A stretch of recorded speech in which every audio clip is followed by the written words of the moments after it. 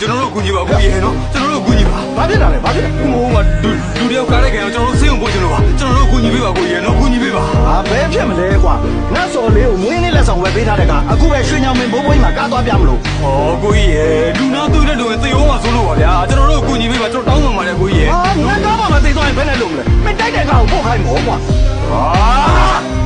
တိတ်တယ်ကမောင်မီဘာလို့ခင်ဗျားကိုကူညီတောင်းနေရပါဗျာ ဟာ ကိုကြီးရေကျွန်တော်ညူတောင်းပန်ပါတယ်ဗျာကျွန်တော်ကူညီပေးပါနော်ဟိုကတီးလို့မမိုးလို့ပါဗျာလူတယောက်ရဲ့တက်ကိုကဲ့တယ်ဆိုတော့ကူညီလဲကူဆိုရပါတယ်ကျွန်တော်တို့ကူညီပေးပါကိုကြီး ဒါဆိုလည်း